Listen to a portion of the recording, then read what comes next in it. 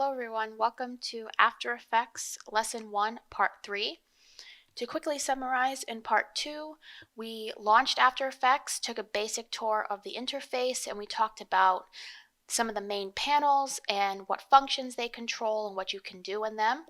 So now what we talked about in Part 2, we're actually going to put into practice in this part, and we're going to go ahead and import some footage, make a composition, and do some animating. So the first thing we have to do is import some footage. So if you remember from our tour, in the project panel, this is where our raw media files are going to be stored. So there's a couple ways you can import footage. You can go to File, Import, File, Multiple Files, or how I like to do it is just double click within this gray space, and then your import window is going to open. So in your forest demo folder that we created together in Part 1, you should have downloaded from Blackboard summerforest.mp4, bensoundsummer.mp3, and apeaklogo.psd. So we're going to go ahead, we're going to select these three files, and if you don't know how I just selected these three at the same time, you can hold down the Command key as you click if you're working on a Mac, or Control if you're working on a PC. Now notice that we do have some other options down here. One that says like create a composition. We're going to come back to that in a few minutes. But for right now, just select these three files and click open in order to import them into your project panel. Okay. Now we're going to create our composition. So again, there are a lot of ways to create a composition. If you remember from Part 2, a composition in After Effects equals a video project file in After Effects. So you can't do anything, any editing, any animating, nothing without first creating a composition. And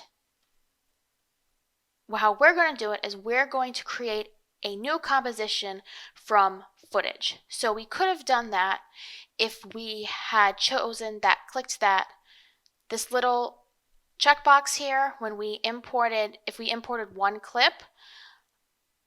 But other ways you can do it is you can take whatever clip you're going to use. We're going to use the summer.mp4, and I'm going to tell you why in a second. But we can right click and we can do new comp from selection, or we can drag this clip onto this little icon down here. Pretty much any way you're going to get the same result. So choose whatever way you like. And then to avoid confusion, we're just going to go ahead and rename this composition. So you go right click, the subfolder will open, you'll see rename, and then we will rename this to Forest Demo NFX. So NFX signifies no effects, and you'll see in a little bit why we are naming this particular composition Forest Demo NFX. So when you got that all set, just hit enter or return key to confirm your rename, and we have imported our first clips. We've made a composition, and notice that after we made a composition, we have our first layer that formed in our timeline.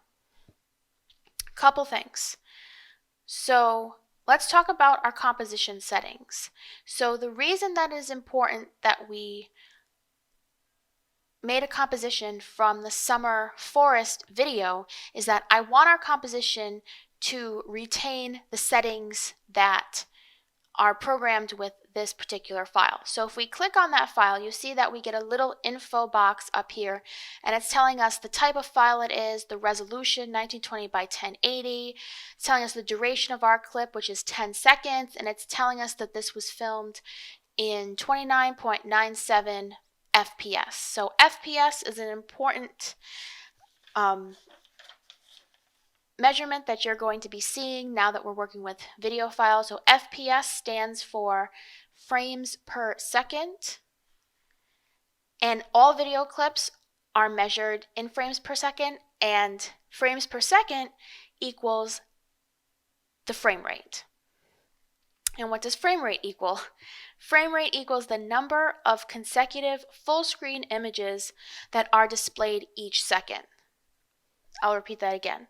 So FPS, the acronym FPS, stands for frames per second, which is the way that frame rate is measured.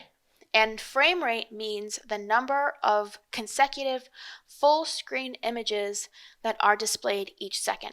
So that means in this particular clip, let's just round this up to 30 frames per second. So what this is saying that for every 1 second, 30 full screen images flash before our eyes in 1 second.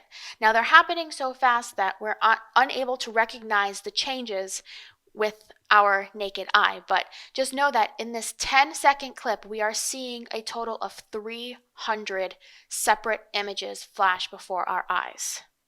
Now the higher the frame rate of a clip, the higher the resolution it's going to be, but also the more storage it's going to take up. So that's why for film, because it's filmed in such a big aspect ratio, it's usually filmed in 24 frames per second because that's the minimum frame rate that filmmakers need to have decent sound quality, smooth playback, but still be able to store and transfer it. Most TV shows that we watch on Netflix and on cable are HD TV, and they're filmed in 50 to 60 frames per second. So just remember, the higher the frame rate, the higher the resolution, and the more storage it's going to take up. Okay, so now let's also look at our workspace here. So notice when we dropped our clip in here and we create our first layer, now we can see our time ruler. Now, if you're wondering why it's saying F instead of S, it's because After Effects is measuring this in frames, but just know that this 1 second, 2 second, 3 frame, 4 frame, these are all second marks. So 1 second, 2 second, 3 second, 4 second.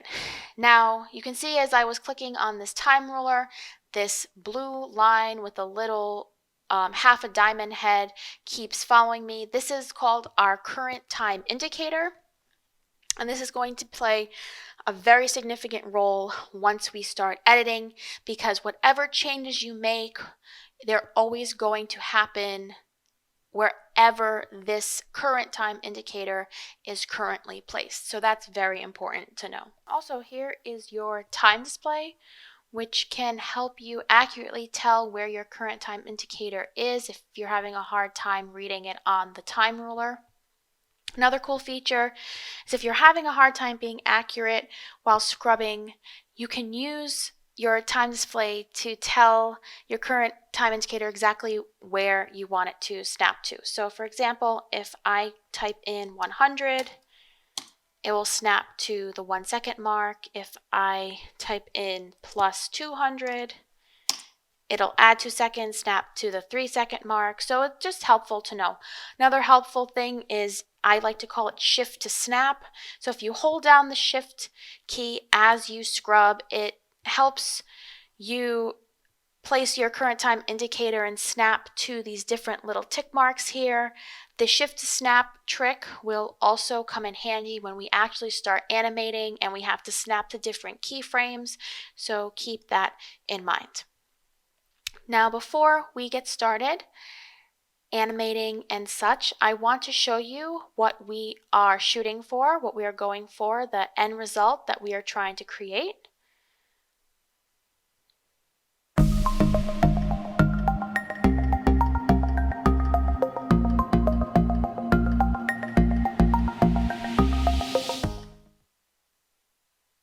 Let me play it one more time for reference.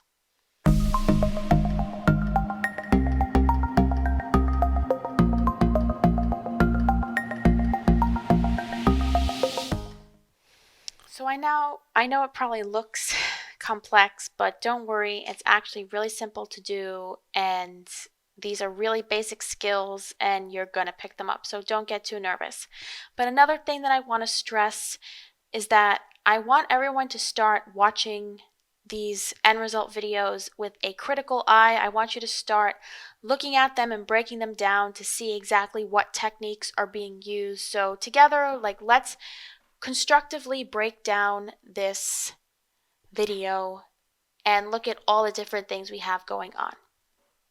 Okay, so from the 0 point to the 1 second mark, we have a fade in from black into our video clip. As we continue, starting at 3 seconds, we start to fade into this green tint, and then by the 4 second mark, we are in full fade. We've in full view. Now notice that this green is not completely opaque, so that's going to be important later on. From the 4 to 5 second mark, we have this logo jumping in from the left. From the 5 second mark to 6 second mark, we have the logo increasing in size. 6 to 7 seconds, our words are fading in. And then 9 seconds to 10, we have all our elements fading out. So I'm going to be posting this final product on Blackboard so that you can refer to it as we go through this demonstration. But let's just watch it through just one more time.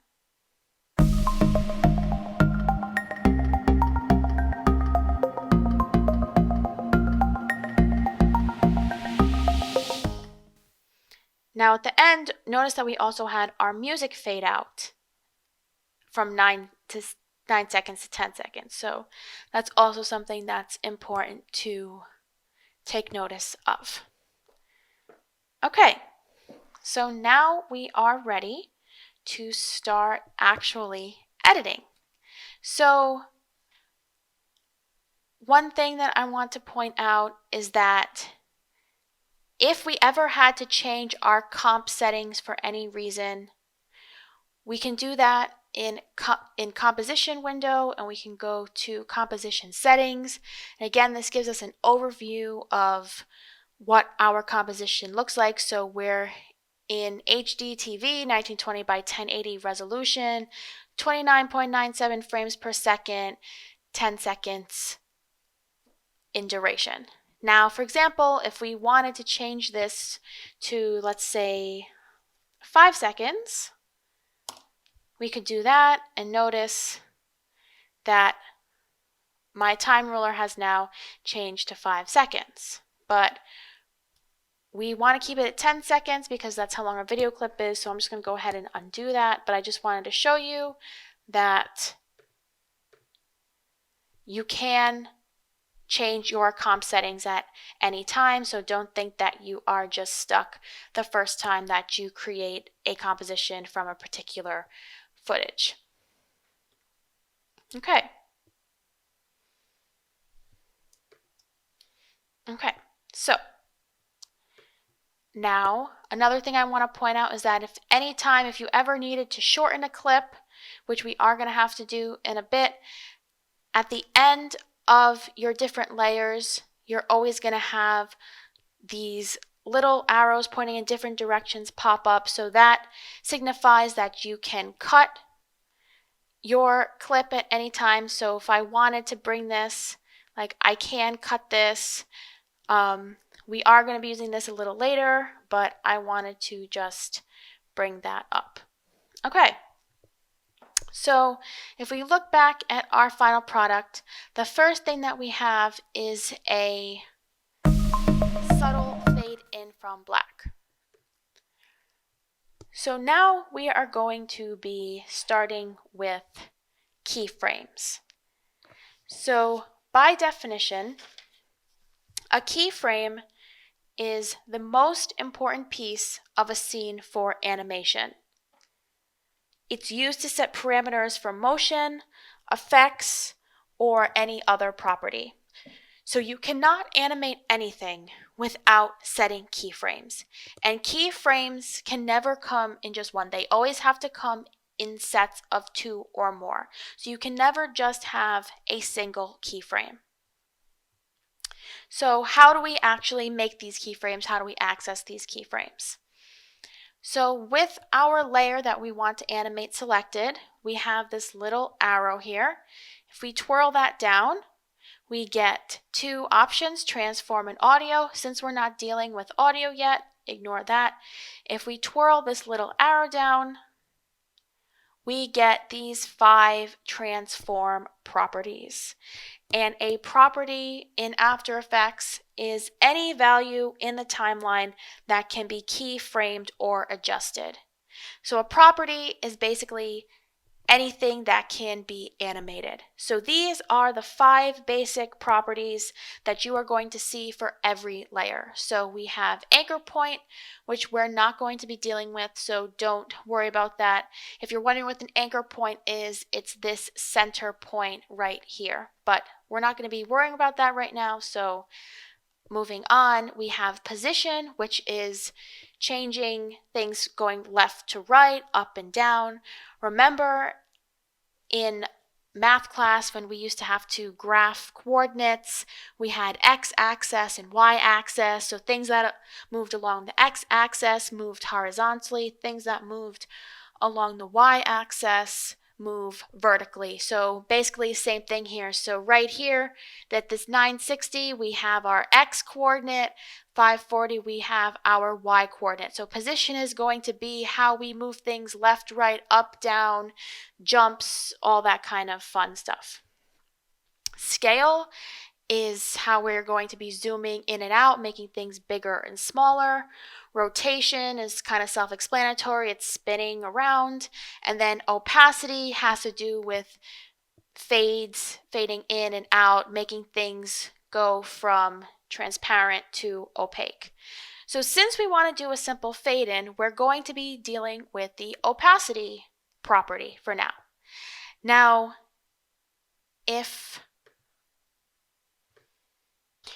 since we're just going to be working with opacity for right now, I don't really want to see all these other properties. So if you just click on your layer and hit the T key, T as in Tom, our opacity property is just going to show up. So don't ask me why it's T. I'm not sure. So anyway, so since we want to fade in from the 0 second mark to the 1 second mark, that means that starting off, we need our footage to be not to be hidden. So in that case, if we change the value of this to 0%, now make sure your current time indicator is at the 0 second mark, that's very important. If we change this to 0, we see that we can't see our footage anymore. Now, why are we seeing checkerboard print? So checkerboard print is an indication that we have an alpha channel here. So remember, when we saw checkerboard print in Photoshop, that means that our background was transparent. So right now we have our alpha channel, or at least I have my alpha channel grid turned on. If you don't have yours on, and if you just saw black, that's fine. That's what should happen. So you should either see a totally black screen right now, or you'll be seeing checkerboard print. If you don't see checkerboard print, you can toggle on your transparency grid right here. But this is just showing me that right now my whole background is transparent because we made our opacity go down to 0. Now for now, I'm going to turn my transparency grid off, but an alpha channel, knowing about your alpha channel is very important because it specifies the transparent areas. And this is going to allow us later to stack layers on top of other layers and not completely obstruct the layers underneath our top layer. You're going to see what I mean by that in a little bit. But for right now, I'm going to turn off my transparency grid. And now, like you, I see a black screen. If you saw a black screen before, that's what you should have seen. If you have your transparency grid turned on, that's fine too. I'm just going to turn it off. Okay, so at 0 seconds, we have 0 opacity, and now we're going to set our first keyframe. So at the 0 mark, we're going to set our first keyframe by clicking on this little stopwatch here.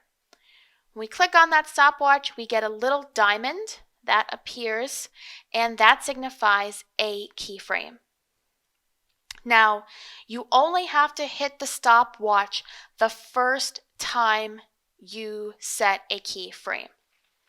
After the first time, you are not going to hit the stopwatch again.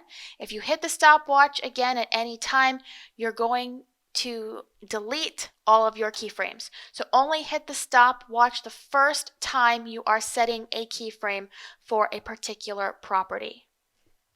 Now, if we move over to our 1 second mark, so you can either scrub or you can go to your time display, type in 100 and snap to it. Now, if we go here and we just change this value back to 100% and hit enter, a keyframe has also appeared, because After Effects knows that keyframes cannot be alone, they have to come in sets of 2 or more. Now, in order to view what we just did, we can take our current time indicator back to 0, and as we did that, you can see that our fade in looks successful. But if we take it back to the 0 second mark and we hit the space bar, we should be able to play through and see our fade in action. Okay, so notice that we have like a very slim green bar in between our layer and our time ruler right here. This is our render bar. So anytime that we make a change and edit, After Effects has to render that change. So that's why sometimes you might get a lag if we're doing a big change, if we're doing a lot at the same time. So if you ever have some lags, that's completely normal. In the background, After Effects is just trying to render all the changes we're making, and they do that in the background so that we can keep making changes and it doesn't interrupt our efficiency. So again, let's play, hit the space bar, we can view our fade, looks good, and I'm happy. Okay, so now we have just made our first keyframe. This is our first animation, so congratulations. Now that you've made your first keyframe, it's the same process and it's going to get easier from here. Now, if any time you want to hide your keyframes, you can hit the U key, or if you ever want to reveal your keyframes, you can hit the U key. So the U key just hides and reveals your keyframes. It's going to be useful once we have a lot of different layers, a lot of different keyframes, and we have to view different parts at different times. So, okay, going back to our final product. So now from the 3 to 4 second mark, we have the introduction of a green tint. So obviously I didn't include any kind of green tint for you to download, so we actually have to construct that in After Effects. So how do we do that? It's just like in Photoshop when we had to create our new layers. We're going to go to Layer, we're going to go to New, and we're going to go to Solid. Okay, so this is how you create a solid layer in After Effects. So I'm just going to go ahead and name this dark green solid. And since I made the demo already, I already have the color set. But for you, if you want to use the exact same color I'm using, you can click on this color bar down here and you can use RGB code 15R, 51G, 9B. This is the color code of the shade of dark green I am using. So you can input those values right here. Once you have that, you can hit OK. Now this is a very important step. So we want to make sure that anything that we create is the same comp settings as our Forest Demo NFX composition. So it's very important anytime you make a solid layer to click on this Make Comp Size. That way that we're always being consistent with our settings. So once we do that, dark green solid, make comp size, we have our color, we can hit OK, and now we have a dark solid layer that appeared. Now it appeared over our summer footage, and notice if I scrub through, we can no longer see the summer footage because the green solid is on top and it is obstructing anything underneath it. Now going back to our forest demo, notice that there is not one time that the green solid is completely opaque. So we have to change the opacity setting on this green solid. So we're going to open our opacity property again.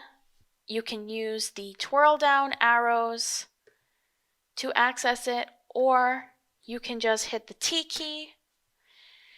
So now I'm going to change the opacity value, but I'm not going to set a keyframe, any keyframes yet, because I want this opacity change to apply to the whole layer.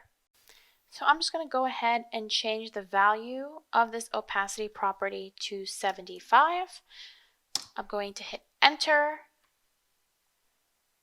And now if I scroll through, notice that now I can see my footage underneath because now our layer on top is not fully opaque anymore. Now, going back to our end product here, from 0 to 3 seconds, we don't see any of this green tint. So that means that I don't want to have this green tint come in until my 3-second mark. So by placing my current time indicator at the 3-second mark, I want to cut this layer from the front so that it does not obstruct my view of my footage until the 3-second mark. So remember that shift to snap trick that I was telling you about? This is the perfect time to use it. So holding the shift key down, we're going to drag our layer and snap it to our current time indicator and cut our footage so that it no longer obstructs our view of the summer footage until the 3-second mark. And now also I am going to do some opacity keyframes here, because if we look at our footage again, we do have a soft fade from 3 to 4 seconds before our green tint gets to the 75% point. Okay, so at the 3-second mark, I'm going to come here. I'm going to change my opacity of the dark green solid layer to 0. I'm going to set a keyframe. I'm going to snap to the 4-second mark and then return it to 75. Now if we play it from the beginning, we have a fade in to our footage and we have a fade in to our green tint. Now notice there was a little bit of a lag, but again, that's completely normal because this is just After Effects in the background rendering the changes that we just made. So don't worry about that. Okay, let's watch it one more time. Okay, nice, it's coming together. Okay, now for the next part, taking it up a level. Okay, so let's go ahead and look at our final product video. So we got the fade into our footage, we got the introduction of the green tint, but now at the 4-second to 5-second mark, we have a jump from the left of our logo and then a zoom in. So let's work on that part. So when we imported our logo. I'm just going to double click this.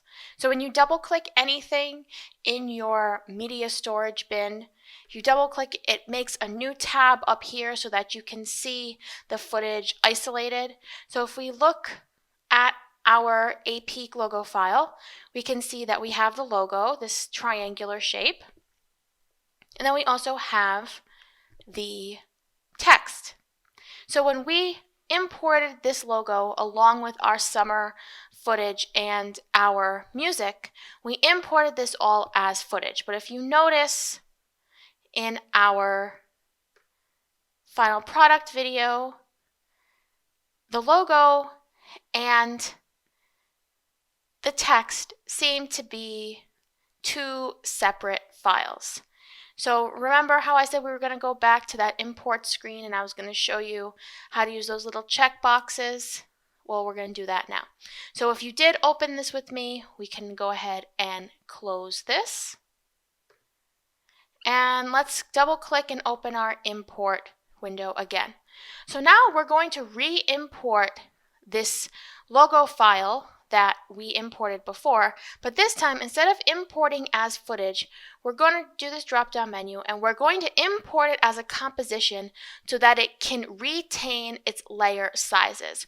So what does that mean? So when we import it as footage, each layer in the Photoshop in the .psd merged into one cohesive layer.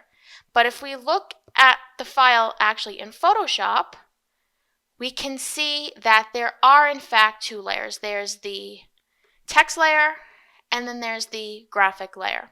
So I want to make sure that in After Effects I can retain these separate layers so that I can have them fade in and out separately. So how are we going to do that? So back to our import window. So if we select our footage and we choose the option Import as Composition Retain Layer Size, something is going to happen. So let's do this. Let's open it.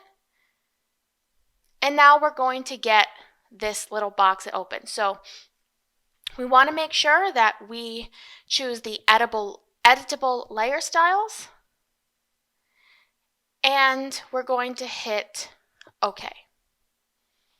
So now a couple things happened here. So the only way to import something and retain its layers is to create a new composition. Since we already have a new composition, since we're already working in a composition, we don't need to use this, so we can go ahead and delete that just to avoid confusion.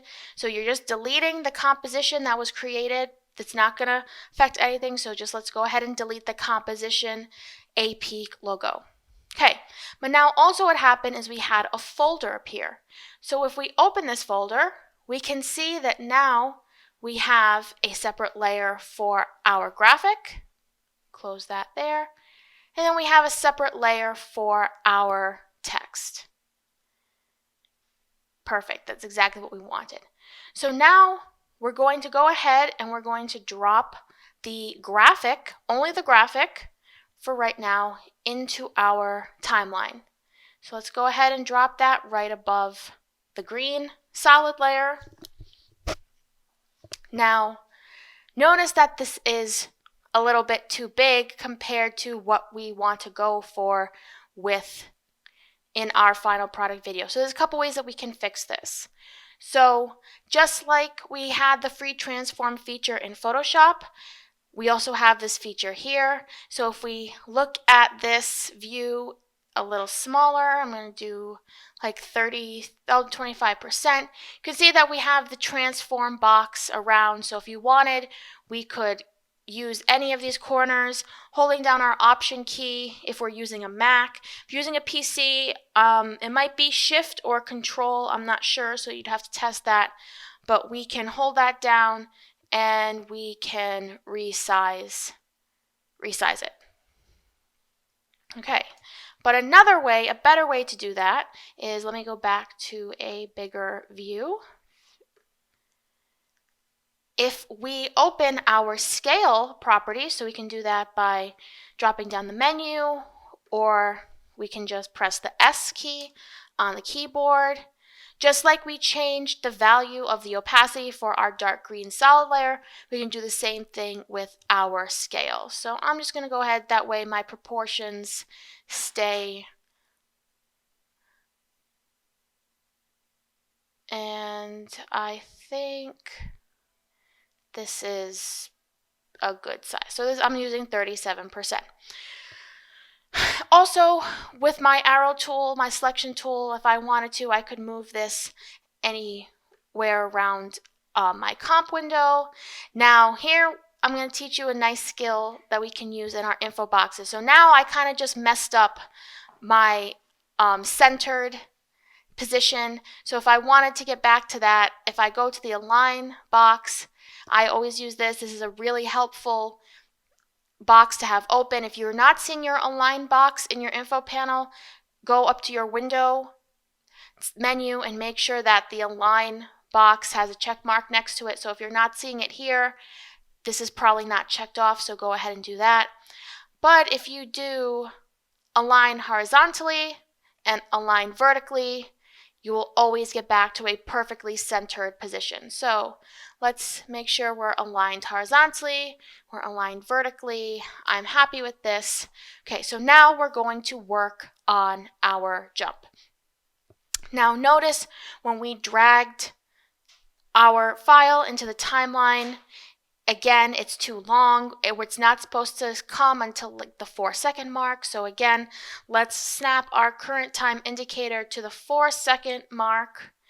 And let's use shift to snap and let's cut our clip down. Okay.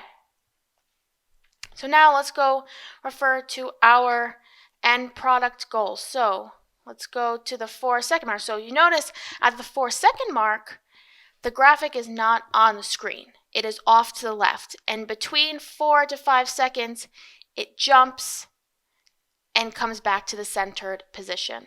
Okay, so in order to accomplish this, we are going to be playing with our position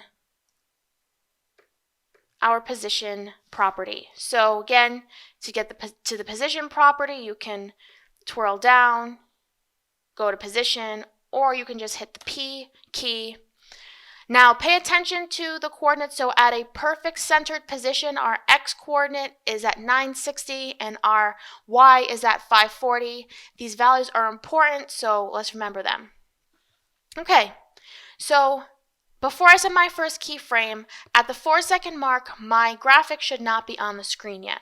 So when you hover over these values, you get a little hand, and then on that you have some arrows.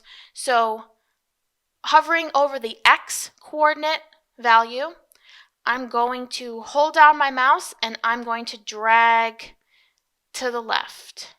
And you notice that my graphic starts moving to the left. Now, if you want to move faster, you can hold down the shift as you do this and you move faster. But let's move this so that we are off the screen to the left. Okay. So now with your graphic off the screen, let's set our first keyframe here. So I'm going to hit the stopwatch because we're setting our first keyframe for this particular property. So I'm going to hit the stopwatch, and now I have my first keyframe right here. Now I'm going to move to the 5-second mark. I'm going to snap my current time indicator to 5 seconds. And then I remember that for a perfectly centered graphic, our X coordinate should be at 960. So I'm going to just go ahead and type in 960 into this box. I'm going to hit enter, and another keyframe has formed. Now, notice now we can see our path. So this square icon to your anchor point, like this is our path of motion here. So now if I go to the 4-second mark and I hit the space bar to preview, you can notice that we have a perfect linear motion from left to right. Now, remember, if you're experiencing a little bit of lag, that's perfectly normal. After Effects is doing a lot of rendering in the background as we make these changes, so that's completely normal. Okay, one more time. Okay, that looks pretty good. However, we did not have a perfect linear motion from left to right. We did a little dip and jump into the center. So with After Effects, you can manually play with your path of motion by selecting this solid icon. I'm sorry, not this solid icon, this circular one. And you can adjust using this line, you can adjust your path. So we had a dip down and a jump, so we want to make a little wave. So you can just ballpark this, it doesn't have to be perfect. And I'm pretty happy. I think this should do it. So let's go ahead and preview.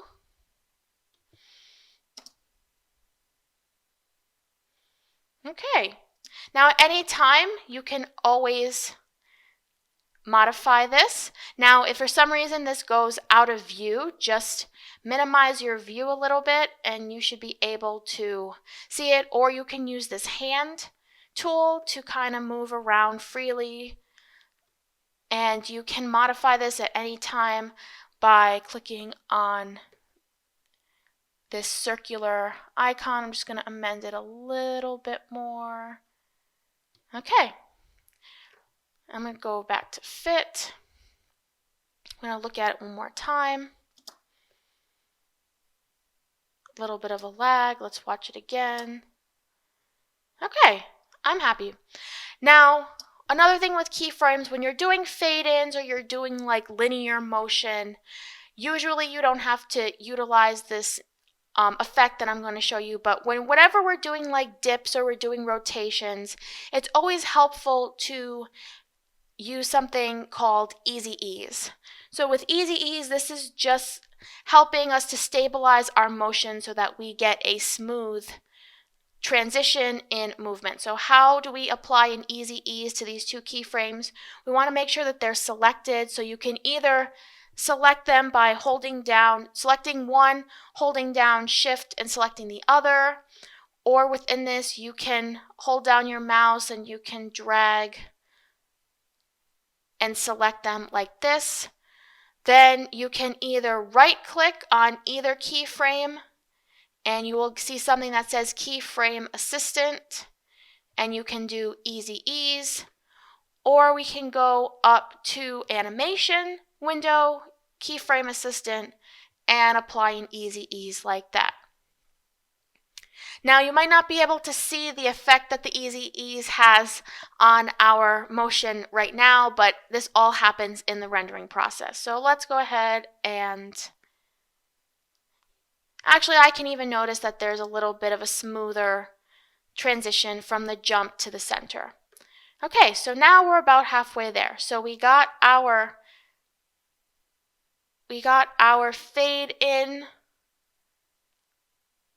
to our footage, green tint,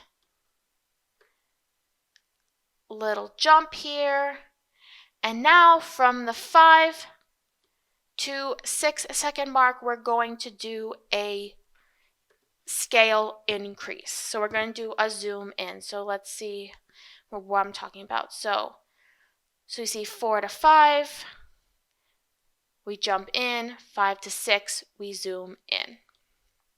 Okay, so we're just playing again with the scale property like we did when we resized our logo as a whole. So let's snap to the 5 second mark. Let's press the S for scale. Now, when you press S, you notice that the position keyframes disappeared, but they did not disappear. If you hit P, you will see that they show up. Hit S, and let's start by putting a keyframe here, and then at the 6-second mark, we're going to increase.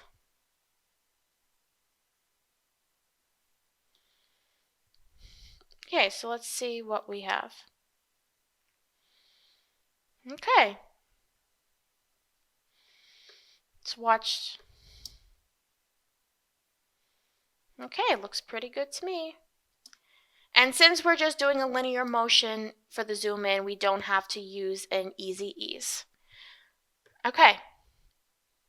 So remember, at any time, if you want to hide your keyframes or see all your keyframes, you can hit the U key on your keyboard at any time. So now you can see for this layer, for our logo graphic layer, we have position keyframe and we have scale keyframes. If we do that on our dark green solid, you can see we have opacity, and we'll have the same opacity here as well. Okay, so now let's incorporate our text. Okay, so now we are simply going to take the text part of our graphic and we're going to bring it to the top, drop it in. Now notice that it's centered, but we want to move it down. So we can go to our position keyframe, hit P. We want to move it vertically, so we're going to be using the Y coordinate value. And we can start to move it down.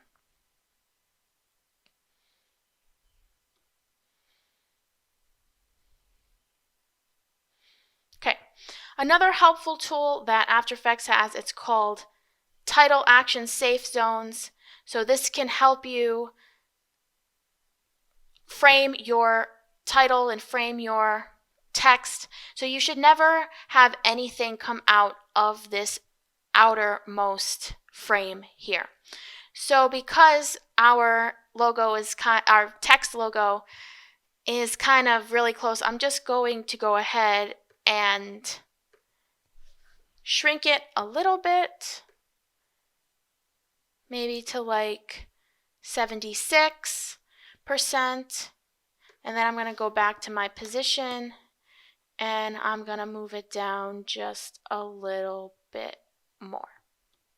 Okay, so now we are ready to have these words fade in. So starting at the 6-second mark, so from 6 to 7 seconds, we're going to have the words fade in. So at the 6-second mark, let's go ahead and hit the T key to open our opacity property. We're going to change the value to 0 at the 6-second mark. Place keyframe.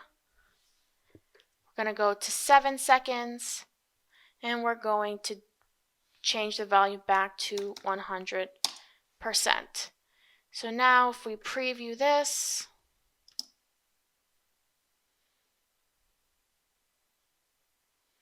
okay, it's coming together. Looks good. One more time without a lag. Okay. And now the last thing that we have to do visually here is we have to fade everything out starting at the 9-second mark to the end of the video. So we can start with our summer footage. We can open our opacity property. Now notice that we have already keyframed the opacity property at the beginning.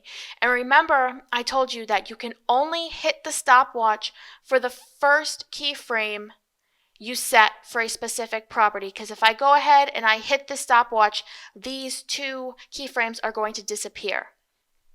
Now, when you want to keyframe the same property but at a different spot, at a different time mark, when we come to add our opacity keyframe, we're going to hit this diamond icon right here, and you can see as I hovered over it, a little menu popped up that said add or remove keyframe at current time. So we're going to add. So at the 9-second mark, we're just going to set a keyframe because we want to fade out now. So we want to go to 100% opacity to 0% opacity. So we're going to do a keyframe here. We're going to go to the end of our footage, and then we will change this to 0. Now, another nice feature in After Effects, if you want to do the same effect on other layers, so we want to do the same on our graphic part and our text part, we can select these keyframes right here, and we can do a simple Command C or Control C if you're on a PC. We can do a simple copy, and then we can select the layers. Make sure that your current time indicator is set at the mark where you want your keyframes to be pasted, and we can select, and we can do a paste, and we can do a paste. Now, why can't I apply these same keyframes to our dark green layer? Is because at our summer, we started at a keyframe of 100% and we went down to 0%. But with our dark green layer, we were never at 100%. So we have to fix that. We have to do that separately because now we have to start at 75% and go down to 0%. Okay. So let's set that so we can snap to 9 seconds. Let's open our opacity. We can set for 75. We can set this to 0. And now we have a fade out of all our elements. Now you might be wondering, at this top layer, we didn't cut this layer, but even though we didn't cut it, we're not seeing it, even though it's over the rest of our layers. That's because the first keyframe, After Effects knows that up until the 6-second mark, this should be at 0% opacity, so we shouldn't be seeing that even though that the layer is extending the whole length. You can either leave it, or if it makes you more comfortable and you want to practice your cutting skills, we can go ahead and cut this. But either way, you will get the same result. So now let's play this from the beginning.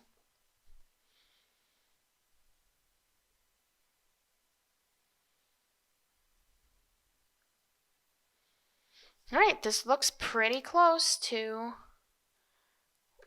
what we have here.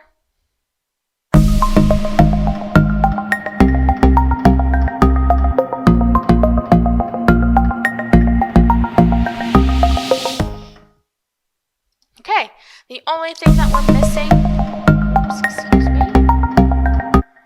the only thing that we are missing is our music. So I'm going to go ahead and hide all the keyframes so that I can focus now on our last element in this, which is our music. So we can go ahead and get our music clip and we can drag it to the bottom.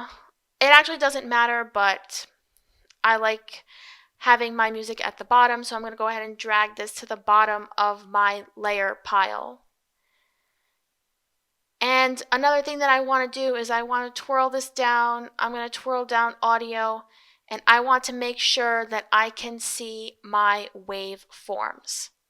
So this waveform is telling us like the different peaks and valleys. So here the music is louder, and we can see the waveform of this. Now you can notice here we do have a fade in already built into our soundtrack, so we don't have to worry about that. But we do want a fade out, so that is basically just another simple keyframe. So if we position our current time indicator to the 9-second mark, we're just going to do a simple audio of volume keyframe. So that's, we have audio levels. dB stands for decibel. So we want our music to start fading out at the 9-second mark to the end of our video. So we want it to go from full volume down to silence. So again, simple keyframe. So first we're going to keyframe at the 9-second mark at full volume. And then we're going to snap to the end of our video, and we are going to adjust our track until we see a flat line which indicates silence. So here we have louder, so every time these peaks here are signifying that right here the track is at its loudest, and then here it's softer, then it goes back to loud, little softer, back to loud, little softer, and then finally like a flat line signifies silence. So if we give this a listen,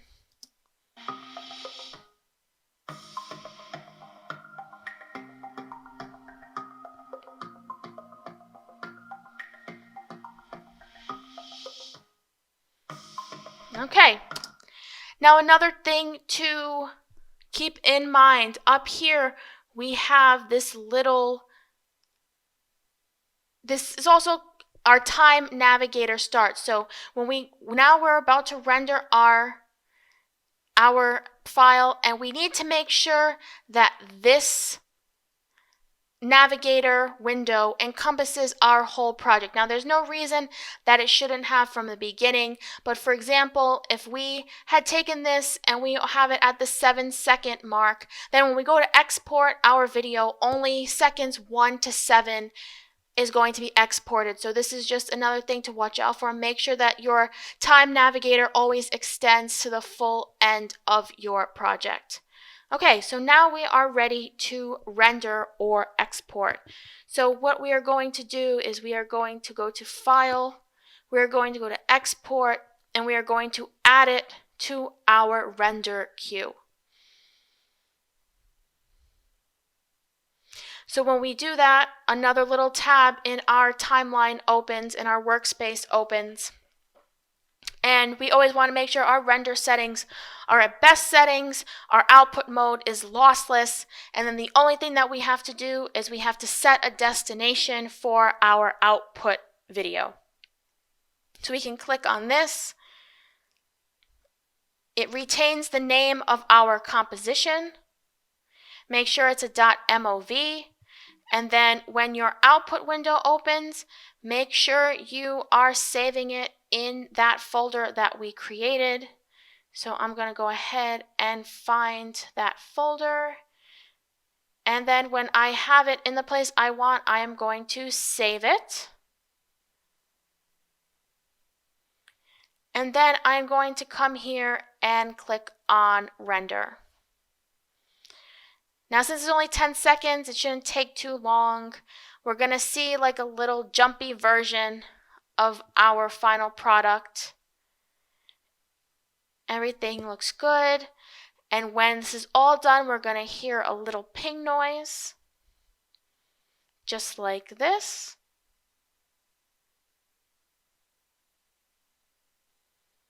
Okay, there should have been a little ping noise.